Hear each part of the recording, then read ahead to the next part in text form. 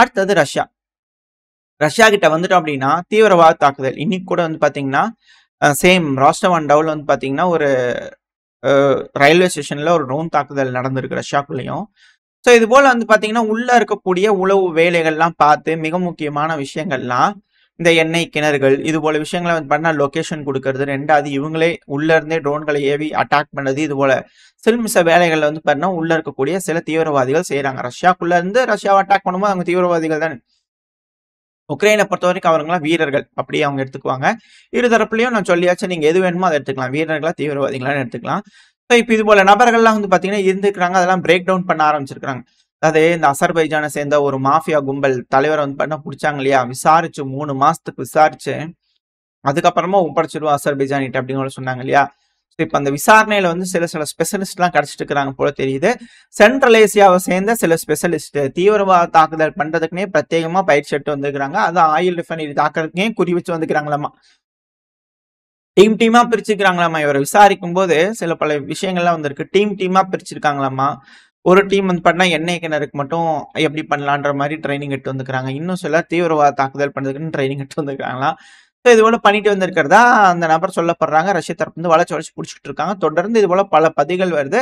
இது ஒரு break through அப்படிங்கிற சொல்றாங்க. பல கலைகளை வந்து பண்ண உடைச்சிருக்கும் அப்படிங்கிற ரஷ்ய தரப்புன்னு சொல்லிட்டு இருக்கிறாங்க.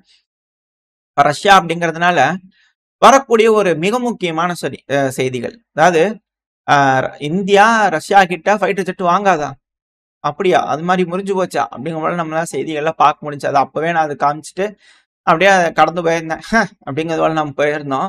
எல்லாம் ஒரு செய்தியும் தூக்கிட்டு வந்திருக்கிறாங்களேப்பா அப்படிங்கிறது போல. அதையும் நான் வேற படிச்சுட்டு இருந்து உங்ககிட்ட வேற நான் ஹைலைட் பண்ணி காமிச்சேன் பாத்தீங்களா. என்னைத்தான் சொல்லணும், நான் கூட இருக்குமோ அப்படிங்கிற போல யோசிச்சிருந்தேன். ஆனா இப்போ வந்து பாத்தீங்கன்னா பல மீடியாக்கள் தரப்பு என்ன சொல்றாங்கன்னா இந்தியா ரஷ்யாவோட ஒரு அக்ரிமெண்ட்டை சைன் பண்ணிக்கிறாங்க. அதாவது 42 SU-57 ரக விமானங்கள், 50 SU-35 ரக விமானங்களை இந்தியா ரஷ்யா கிட்ட ஆர்டர் பண்றாங்க.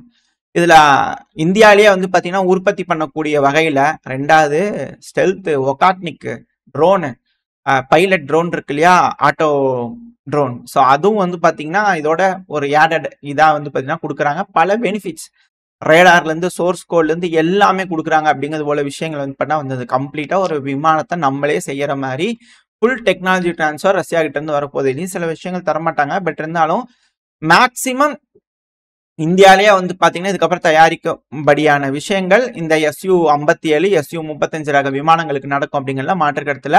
ஸோ அதிகப்படியான விமானங்கள் ரஷ்யாவோட விமானங்கள் தான் தொடர்ந்து நம்ம கிட்ட இருக்க போகுது.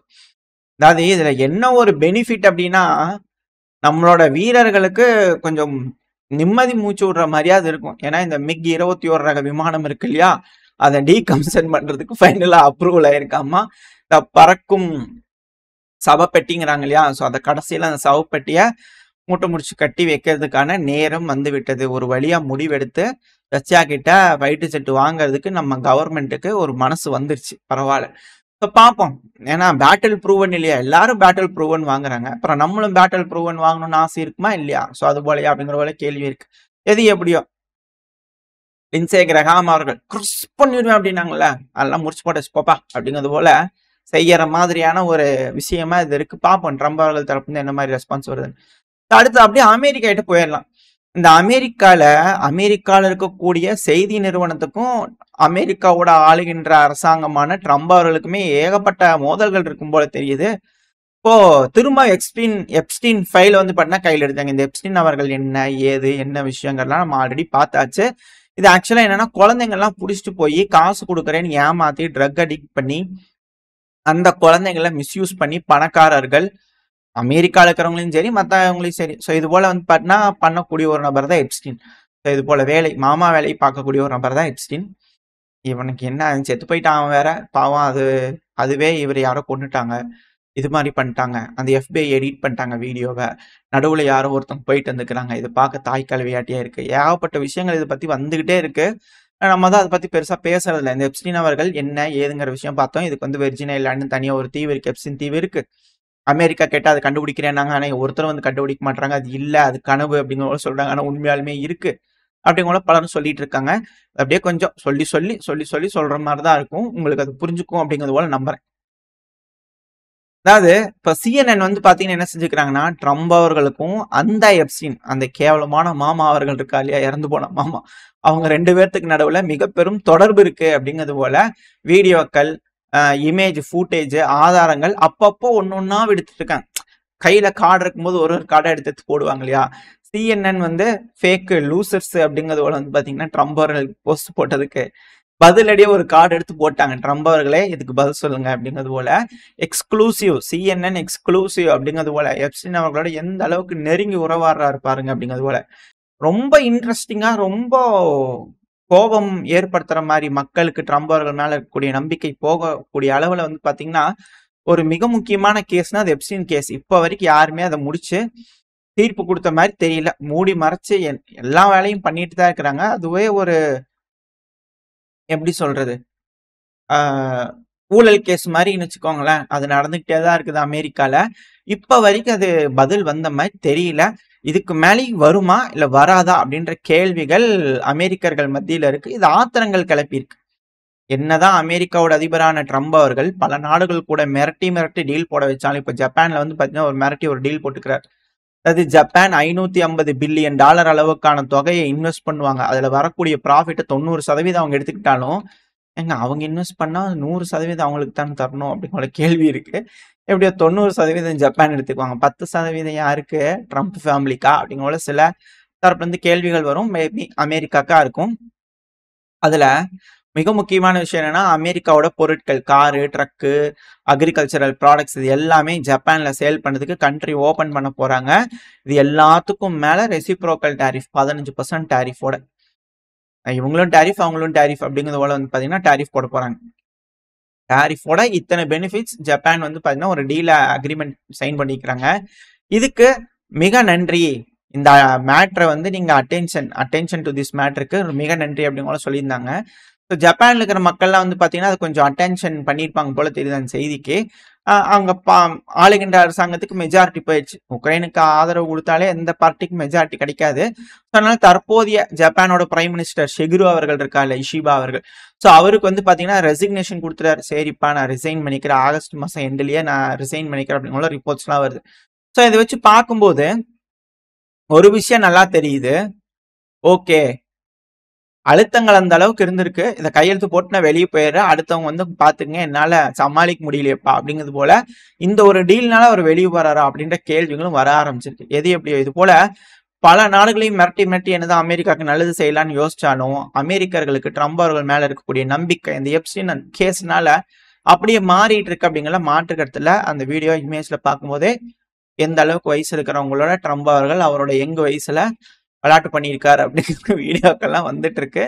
ஸோ எலான் மஸ்க் அவர்களும் இதுக்கு எகெயின்ஸ்டா தான் இருக்கிற ட்ரம்ப் அவர்களுக்கு எகெயின்ஸ்டா என்ன மாதிரி முடிவுகள், திருப்பங்கள் அமெரிக்காவில் நடக்க இருக்கு அப்படிங்கிறது பார்த்தலாம்.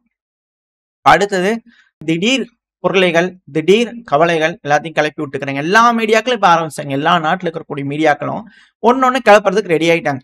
அதாவது இஸ்ரேல் தான் வந்து சமீபத்துல ஈரானோட எண்ணெய் கிணறுல அட்டாக் நடந்தது. நம்ம கூட செய்தியில பார்த்தோம் இல்லையா? சமீபத்துல ஈரானோட எண்ணெய் கிணறுல ஒரு வெடி விபத்து நடந்துச்சுன்னு. அந்த வெடி விபத்து வந்து பண்ணா இஸ்ரேலுக்கு தொடர்பு இருக்குன்னு தெரியும். தெரிஞ்சே மறைக்கிறாங்க. அதுல மர்மமான பொருள்லாம் கண்டுபிடிச்சிருக்கிறாங்க. இதுக்கு காரணம் இஸ்ரேல்னு தெரியும். தெரிஞ்சே மறைக்கிறாங்க. ஏன் அப்படின்னா, இது இஸ்ரேல் தான் பப்ளிக்கா தெரிய வந்துருச்சு அப்படின்னா, ஒத்துக்கிட்டாங்க அப்படின்னா, இஸ்ரேல ரிட்டாலியேட் பண்ண சொல்லி அங்க இருக்கக்கூடிய மக்கள்லாம் திருப்பி போராட்டம் பண்ணுவாங்களா, திருப்பி ஒரு ஷோ பண்ணுங்க. எடுங்க மிசைல்லாம் தூக்குங்க போட்டு பார்க்கலாம் அப்படிங்கிறது போல எல்லாரும் போராட்டம் பண்ணுவாங்க இல்லையா? ஸோ அத கட்டுப்படுத்துறதுக்காக இது போல வேலைகள்ல இறங்கி இருக்கிறாங்கன்னா, அமெரிக்காவோட மேற்கு மீடியாக்கள் தரப்புல இது போல செய்திகள்லாம் ஹைலைட் ஆக ஆரம்பிச்சிருக்கு. ஈரான்ல இருந்து இது போல ஒரு அபிஷியல் சொல்றதா, மேற்கு மீடியாக்கள் தரப்புல இது போல கிளைம் பண்ண ஆரம்பிச்சிருக்காங்க அப்படின்னா எப்படி? அவங்க நாடு, உள்நாடு சரி சண்டை வேண்டாம் அப்படிங்கிற அமைதியா இருக்கிறாங்க. அவங்க வந்து பாத்தீங்கன்னா தூண்டி விட்டு போய் அடிங்க போங்க 2 பேரும் மாறி மாறி அடிச்சுங்க அவங்களுக்கு சம்பந்தம் இருக்குன்னு மீடியாக்களே பத்த வச்சிருவாங்களா அப்படிங்கிற கேள்விகள் வர ஆரம்பிச்சிருக்கு. ஸோ வெயிட் பண்ணி பார்ப்போம். இப்போ நியூயார்க் டைம்ஸுக்கு என்ன மாதிரியான பதில்கள் ஈரான் தரப்பு வந்து வரப்போகுது என்ன ஏதுங்கலாம். அடுத்தது துருக்கியோட ஃபாரின் மினிஸ்டர் ஹக்கான் ஃபிடான் அவர்கள் இருக்கார் இல்லையா? அவர் என்ன சொல்லிக்கிறாருன்னா, அதாவது சிரியாவை டீஸ்டெபிலைஸ் பண்றதுக்கு யாராவது ட்ரை பண்ணீங்கன்னா அது நேரடியா எங்களோட தேசிய நேஷனல் செக்யூரிட்டி இன்ட்ரெஸ்ட் இப்ப வந்து பாத்தீங்கன்னா எல்லாத்துக்குமே இன்ட்ரெஸ்ட்ங்கிறது தனியா வந்துருச்சு. அதாவது துருக்கியோட தேசிய பாதுகாப்புக்கே அச்சுறுத்தல். அதனால நாங்க டைரக்ட்டா இன்டர்வீன் பண்ணுவோம். அப்படிங்கிற வந்து பார்த்தா மிரட்டல்கள் விட்டுருக்காங்க. அப்ப இஸ்ரேலுக்கு டைரக்ட்டா துருக்கி போருக்கு வந்துரும் அப்படின்னு மிரட்டுறாங்களா?